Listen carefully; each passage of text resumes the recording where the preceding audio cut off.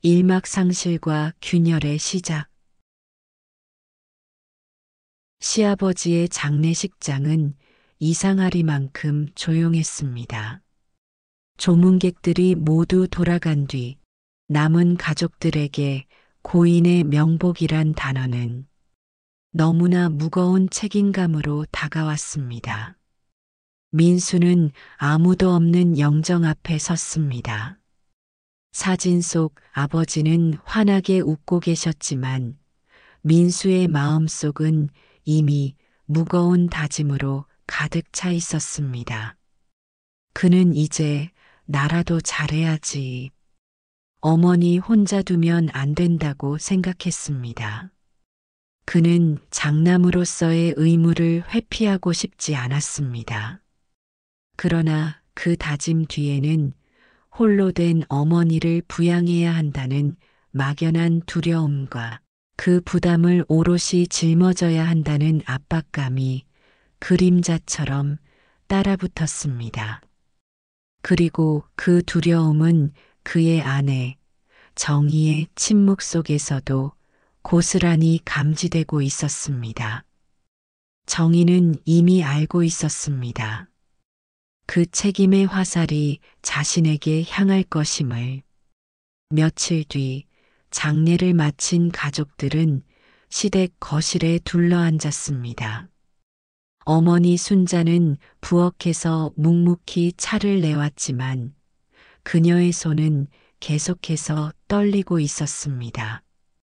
그녀의 눈빛에는 상실감과 함께 앞으로 어떻게 살아가야 할지에 대한 불안감이 맴돌고 있었습니다. 그때 작은 아들 민호가 입을 열었습니다. 그는 형의 부담을 덜어주려는 듯 혹은 자신의 책임을 회피하려는 듯 앞으로는 요양 도우미를 쓰거나 현실적인 대책을 마련해야 한다고 말했습니다. 장남인 민수는 즉각적으로 분노했습니다. 어머니를 홀로 두겠다는 말이냐며 민호를 질책했습니다. 민수에게 그것은 어머니를 향한 도리이자 주변 사람들에게 보이는 자신의 체면 문제였습니다.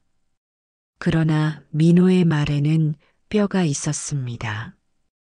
형수도 직장 다니는데 누가 계속 어머니를 돌보겠냐는 현실적인 질문이었습니다. 정희는 그 질문에 고개를 들 수 없었습니다. 그녀는 민호의 질문이 자신의 내면을 꿰뚫는 것 같아 괴로웠습니다. 순자는 두 아들 사이에 흐르는 날카로운 긴장감을 감지했습니다. 그녀는 조용히 자신의 의견을 밝혔습니다. 난 괜찮다. 내 밥은 내가 해먹고 일주일에 한 번만 얼굴 비추면 된다고 말입니다. 그녀는 아들들이 싸우는 것이 싫었고 자신이 짐이 되는 것을 두려워했습니다. 민수는 어머니의 체념 섞인 말에 더욱 감정적으로 반응했지만 순자는 다만 네 아버지 가신 집에 남은 내가 더 미안하다는 말로 대화를 끊었습니다. 슬픔은 이미 책임의 무게에 가려진 지 오래였습니다. 민수 부부는 그들의 집으로 돌아왔습니다. 정희는 조심스럽게 민수의 생각을 물었고 민수는 결국 자신의 결정을 말했습니다. 어머니 혼자 계시니 마음이 걸린다. 시댁 근처로 이사 갈까 생각 중이다라고 말입니다. 그는 이 결정을 통해 자신이 장남으로서의 도리를 다하고 있다고 스스로를 포장했습니다. 정희는 그 말에 젓가락을 내려놓았습니다. 그녀의 내면은 이미 비명을 지르고 있었습니다. 이사는 곧 자신에게 어머님을 돌보라는 강요임을 알았기 때문입니다. 그녀는 나도 아버님 돌아가신 게 슬프지만 왜 그 슬픔의 무게를 나한테까지 씌우느냐고 항변했습니다. 당신의 효심이 왜 내 삶을 희생시켜야 완성되는가? 그녀는 묻고 싶었지만 민수는 아무 대답도 하지 못했습니다. 그의 침묵은 정희에게 내 체면을 위해 내 삶은 포기되어야 한다는 단호한 명령으로 들렸습니다. 결국 민수의 뜻대로 이삿짐은 옮겨졌습니다. 어머니 집에서 걸어서 10분 거리의 낡은 아파트였습니다. 정희는 겉으로 내색하지 않았지만 그녀의 눈빛은 점점 생기를 잃어갔습니다. 결혼 후 20년 동안 유지해왔던 사람 사이의 적절한 거리가 강제로 좁혀지면서 그녀의 삶은 급격히 균열하기 시작했습니다. 이사한 첫 주 순자는 반찬통을 들고 찾아왔습니다. 민수가 좋아하는 것, 정희가 예전에 맛있다고 했던 것들로 가득 찬 통이었습니다. 순자는 아픈 사람한테는 밥이 약이다라고 했지만 정희에게 그 반찬은 무거운 짐처럼 느껴졌습니다.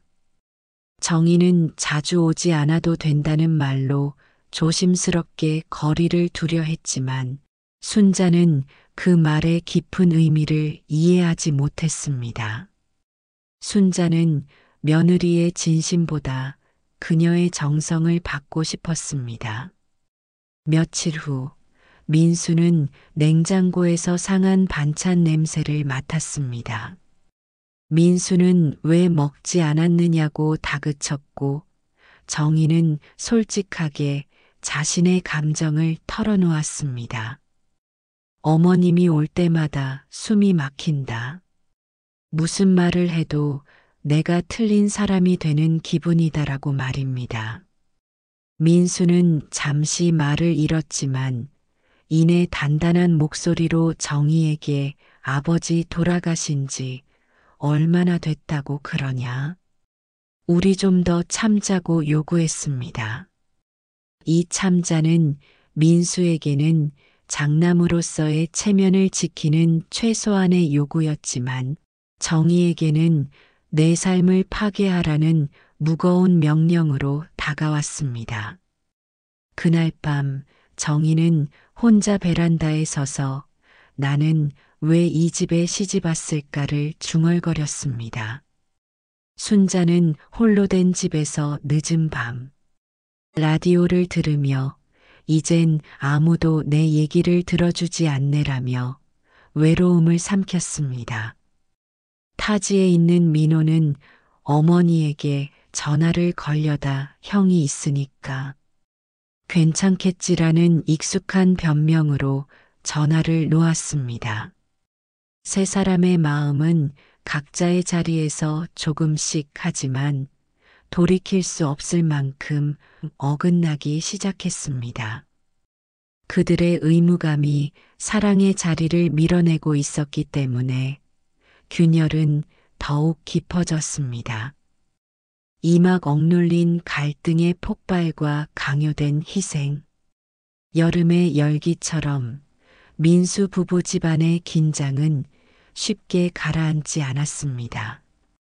순자는 다시 민수 부부의 집을 찾아왔지만 그 방문은 정희에게 더 큰 압박으로 다가왔습니다. 정희는 이번에도 직접 해먹겠다는 말로 조심스럽게 거리를 두려 했지만 순자는 이를 내가 만든 음식이 싫다는 말이냐는 상처로 받아들였습니다. 순자는 아무 말 없이 반찬통을 내려놓고 돌아섰고 정희는 그 뒤를 붙잡지 못했습니다. 그녀는 붙잡고 싶지 않았습니다. 붙잡는 순간 자신의 삶은 완전히 사라질 것 같았기 때문입니다. 그날 밤 민수가 퇴근해 돌아왔을 때 어머니가 다녀갔다는 말을 듣자마자 그의 얼굴은 굳었습니다. 그는 정희에게 어머니가 얼마나 상처받으셨겠냐며 질책했습니다. 정희는 더 이상 참지 못하고 나는 그냥 내 공간이 필요하다고 말한 것뿐인데 당신은 나보고 며느리니까 참으라고만 한다고 울분을 토했습니다. 민수는 여전히 당신 덕분에 어머니가 외롭지 않다. 그게 장남의 아내로서 해야 할 도리다라는 말로 정의의 희생을 강요했습니다. 민수에게 정의의 희생은 자신의 효자 코스프레를 완성시키는 가장 효율적인 수단이었습니다. 정의는 외롭지 않게 만드는 게 왜 내 몫이냐? 당신의 책임 아닌가라고 절규했지만 민수의 귀에는 그저 이기적인 아내의 불평으로 들릴 뿐이었습니다. 며칠 후 명절이 다가왔습니다. 순자는 명절 음식을 준비하며 애써 어색함을 감추려 했지만 정희는 이미 순자와의 관계에서 오는 스트레스에 지쳐 있었습니다. 그때 민호 내외가 도착했습니다. 작은 며느리 유나는 세련된 옷차림으로 밝게 인사를 건넸고 순자는 유나에게는 활짝 웃으며 멀리서 오느라 고생했다고 다정하게 말했습니다. 정희는 속으로 나한테는 늘 잔소리하시더니 유나한텐 왜 저렇게 관대하신가라며 묘한 질투와 서러움을 느꼈습니다. 그녀는 깨달았습니다. 가까운 사람의 희생은 당연하고 멀리 사는 사람의 잠깐의 방문은 고맙다는 인식이 순자의 마음속에 깊이 자리 잡고 있다는 것을. 저녁 식탁 위 술잔이 오가자 민수와 민호의 언쟁은 시작되었습니다. 민수는 민호에게 넌 어머니한테 전화라도 좀 해라며 비난했고 민호는 형이 근처에 사니까 형이 도와드리면 되는 거 아니냐며 책임을 떠넘겼습니다. 민수는 이건 자처가 아니라 장남으로서의 책임이라고 소리쳤고 민호는 형이 어머니 근처로 이사한 것 자체가 자처한 일이라며 맞섰습니다. 두 사람의 싸움은 점점 감정적으로 격해졌고 순자는 내가 원해서 너희 싸우게 만든 거냐며 젓가락을 내려놓았습니다. 이 싸움은 형제간의 우애를 넘어 누가 더 적은 책임을 지고 어머니를 외면할 수 있는가를 겨루는 경쟁처럼 느껴졌습니다. 그날 밤 설거지를 하던 정희는 결국 그릇을 깨뜨렸습니다. 유리 조각이 바닥에 흩어지고 순자가 놀라 다가왔습니다. 순자는 사람 놀라게 한다며 질책했고 정희의 억눌린 감정은 폭발했습니다. 정희는 저도 인간이다. 도대체 언제까지 며느리라는 이름으로 눈치 보고 희생해야 하느냐고 울부짖었습니다. 순자는 자신의 과거를 언급하며 나도 시어머니한테 눈치 봤다. 근데 그게 며느리 팔자다라고 체념하듯 말했습니다. 정희는 그 팔자 세상이 바뀌었으니 이제는 바꿔야 한다며 단호하게 맞섰습니다. 순자는 더 이상 아무 말도 하지 못하고 떨리는 손으로 돌아섰습니다. 그녀는 며느리의 고통보다 자신의 과거에 갇혀 있었습니다. 그날 이후 순자는 민순의 집에 오지 않았습니다. 전화도 반찬도 아무것도 없었습니다. 집안의 공기는 이상하게 편안했지만 정희의 마음은 공허했습니다. 이 단절은 솔직함이라는 이름으로 던진 날카로운 방어의 대가였고 그녀는 그 대가를 치르고 있었습니다. 멀리 있던 민호에게서 전화가 왔습니다. 그는 어머니가 연락도 없고 몸도 안 좋으신 것 같다며 걱정했지만 그 걱정은 결국 형네가 옆에 있으니 해결해 줄 것이라는 익숙한 책임 회피로 이어졌습니다. 민수는 가슴이 철렁했지만 어머니에게 전화 버튼 하나 누르지 못했습니다. 어색해질까봐 뭐라고 말해야 할지 몰라서라는 변명으로 자신의 무관심을 포장했습니다. 그날 밤 순자는 홀로 내가 뭘 잘못했을까, 그냥 가족이 보고 싶었을 뿐인데라며 외로움을 곱씹었습니다. 정희는 침대에 앉아 순자에게 전화를 걸려다 지금 전화하면 내가 진 것 같잖아라는 자존심 때문에 다시 지웠습니다. 말 한마디의 오해가 이제는 거대한 벽이 되어 가족을 갈라놓고 있었습니다. 산막 단절 속의 고립과 비극. 가을이 깊어지도록 어머니와 민수 부부의 연락은 끊긴 채였습니다. 민수의 휴대폰 속 어머니라는 이름은 그대로였지만 전화기 화면은 꺼진 듯 조용했습니다. 그는 나중에 연락드려야지라고 스스로를 설득하며 미안함을 외면했습니다. 그의 침묵은 곧 어머니에 대한 무관심이었습니다. 정희는 관계의 부재에서 오는 거짓된 안정감을 누리고 있었지만 마음 한구석은 무거운 죄책감에 짓눌려 있었습니다. 그녀는 자신이 어머니에게 너무 모질었다는 생각과 그 모지름을 유발한 남편에 대한 원망 사이에서 괴로워했습니다. 타지에 있던 민호는 어머니의 이웃들에게서 점점 불편한 전화를 자주 받았습니다. 순자 어르신 얼굴 못 본 지 꽤 됐다. 몸이 안 좋아 보인다는 걱정의 목소리였습니다.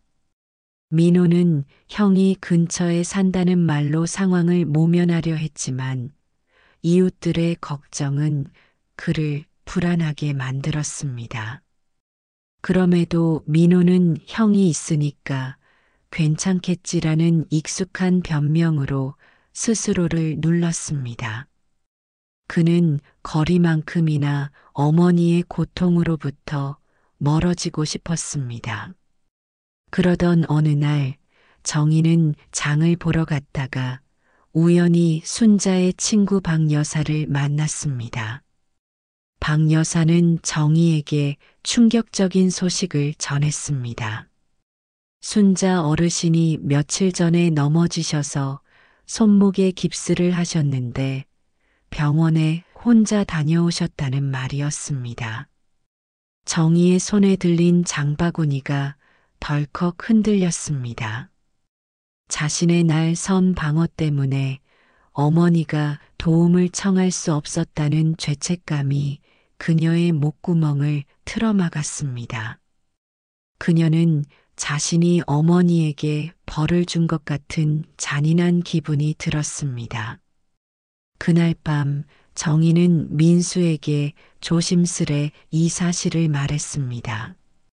민수는 왜 나한테 연락이 없었냐고 분노했지만 정희의 우리가 먼저 연락을 끊어서 어머니도 부담스러우셨을 것이라는 말에 말을 잃었습니다. 민수는 자신의 책임 회피와 나중에 오자는 변명 때문에 어머니의 안부를 놓쳤다는 것을 깨달았습니다. 그는 자신이 가짜 효자였음을 인정해야 할 순간이 두려웠습니다. 다음 날 민수는 어머니 집 앞까지 갔습니다. 낡은 초인종을 누르려다 손을 멈췄습니다. 문틈 사이로 라디오 소리만 희미하게 들려왔습니다. 그는 문 앞에서 한참을 서성이다 결국 돌아섰습니다. 지금 가면 괜히 또 어색해질 거야 라는 변명이 그의 발목을 잡았습니다. 그는 어머니의 고통보다 자신이 느낄 감정적 불편함을 우선시했던 것입니다. 아버지의 부재가 가져온 책임감은 결국 아들의 비겁함으로 이어졌습니다. 하지만 그가 미뤄왔던 나중은 생각보다 빨리 그리고 비극적으로 찾아왔습니다. 며칠 후 민호에게 낯선 병원 번호로 전화가 걸려왔습니다. 어머니 순자 어르신이 오늘 오전에 실신하셔서 응급실에 오셨다는 간호사의 목소리였습니다. 민호는 곧바로 형 민수에게 전화를 걸어 이 사실을 알렸습니다. 민수는 왜 나한테 연락이 없었냐고 절규했지만 민호는 그걸 나한테 따지면 뭐하냐.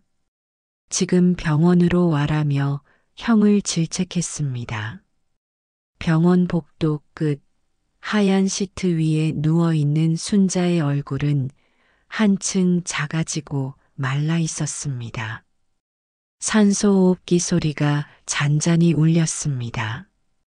민수는 눈앞이 흐려지며 엄마, 내가 왜 이렇게 늦었지? 내가 문 앞에서 돌아섰는데라며 회한에 잠겼습니다. 정희는 병실 문 앞에서 한참을 망설이다 들어섰습니다. 그녀는 그동안 난 뭐가 그렇게 힘들다고 그분의 외로움을 몰라줬을까라며 죄책감에 숨이 막혔습니다. 그들의 단절은 어머니를 고립시켰고 이 고립이 결국 어머니를 병원으로 오게 만든 원인이었음을 세 사람 모두 직감했습니다. 며칠 후 순자가 의식을 되찾았습니다. 형제는 병상 옆에서 어색하게 시선을 피하다가 결국 민호가 먼저 입을 열었습니다. 그는 솔직히 겁났다. 엄마가 아프다고 하면 내가 잘못한 것 같아서 모른 척했다. 내가 도망치면 형이 다 해결해 줄 거라고 생각했다며 자신의 비겁함을 고백했습니다. 민수 역시 나도 그래. 어머니가 나한테 기대는 게 부담스럽다고 생각했고 그게 효도인 줄 알았지만 알고 보니 내 체면이었다며 자신의 이기심을 인정했습니다. 순자의 눈가에서 눈물이 흘렀습니다. 그녀는 약한 목소리로 내가 잘못했네. 둘 다 내 자식인데 누구도 편하게 못 해줬구나. 내가 니들 사이에 벽을 만든 거였구나 라고 말했습니다. 그녀의 말은 미안함보다 더 큰 오래된 슬픔이었습니다. 정희는 그날 밤 병원 복도에서 조용히 울었습니다. 그 눈물은 후회였지만 동시에 모든 진실이 드러났다는 안도감이었습니다. 그녀는 마음속으로 이제는 도망치지 말자.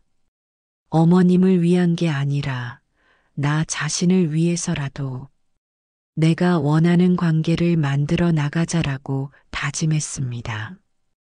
병원 복도에는 형제의 그림자 두 개가 길게 늘어졌습니다. 그들은 깨달았습니다. 누구도 완벽한 효자가 아니었고 누구도 나쁜 자식이 아니었습니다. 그저 모두가 자기만의 방식으로 책임과 외로움을 회피하며 사랑을 표현할 줄 몰랐던 것뿐이었습니다. 사막 현실적인 화해와 회복. 늦겨울의 햇살이 병실을 비췄습니다. 순자의 얼굴은 안정을 되찾았고 하얀 머리카락이 은빛으로 반짝였습니다. 민수와 정희는 병상 옆 의자에 앉아 있었고 민호는 지방의 일을 정리하고 올라와 병실을 지키고 있었습니다. 며칠간의 동행은 그들에게 강제로 가족의 역할을 수행하게 했습니다. 순자는 농담처럼 내가 이렇게 누워 있으니 다들 착해졌네라고 말했고 모두가 웃었습니다. 순자는 진심을 털어놓았습니다. 나 혼자 살겠다고 고집부렸던 거 내 욕심이었다.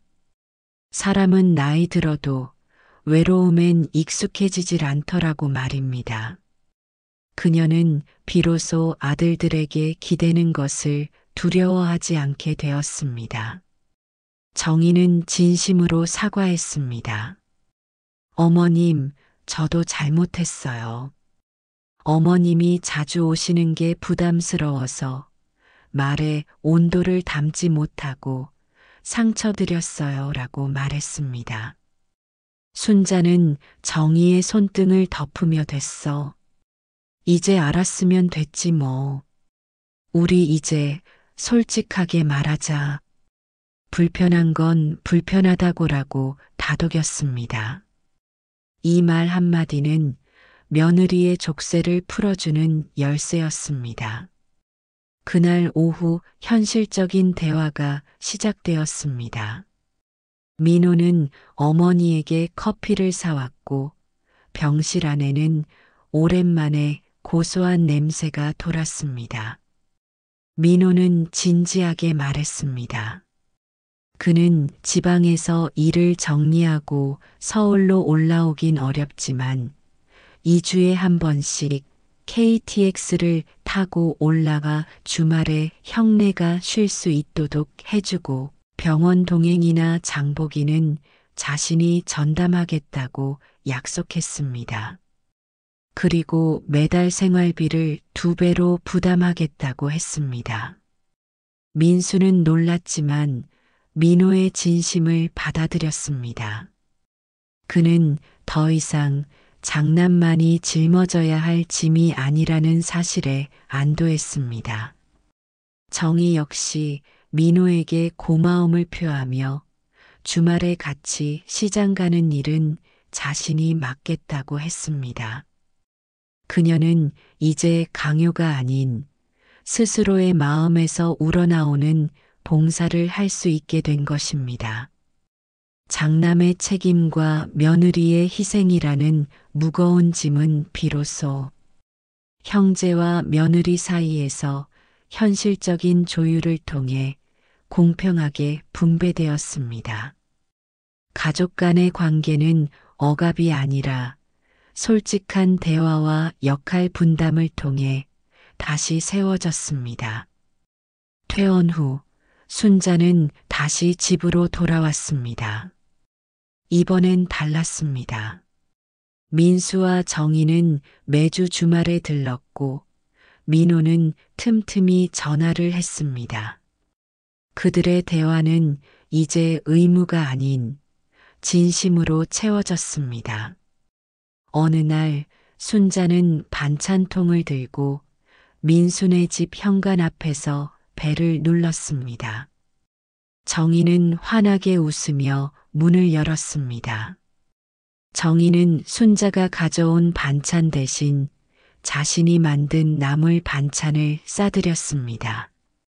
순자는 웃으며 이제 우리 반찬 교환하자. 내 거랑 바꿔 먹으면 둘 다 덜 외롭지라고 말했습니다. 그날 저녁 식탁에는 순자가 싸온 멸치볶음과 정희가 만든 미역국이 나란히 놓였습니다. 민수는 이제 이 집 반찬 냄새가 2배네라고 말했고 순자는 사람은 함께 밥 먹으면 닮는다더라며 온화하게 웃었습니다. 순자는 오랜만에 일기장을 꺼냈습니다. 그녀는 거칠어진 손으로 조심스레 글씨를 적었습니다. 민수, 민호, 정희. 다들 서툴고 다들 미안하다. 그래도 결국 내 곁에 돌아와줘서 고맙다. 가족은 가까워서 힘들고 멀어서 그립다. 오늘은 그 사이 우리가 함께 서 있는 이 공간에 있다. 시간이 흘러 봄이 되었습니다. 민수는 어머니 집 앞마당에 정희가 심은 기억꽃 화분을 들여놓았습니다. 정희는 물만 잘 주면 다시 피어요.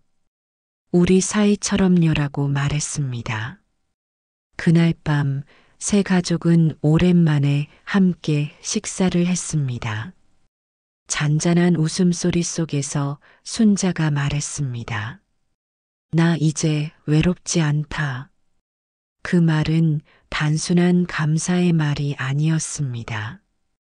그들이 겪었던 상실과 갈등, 단절의 시간은 그들에게 가장 혹독한 성장의 시간이었습니다. 그들은 깨달았습니다.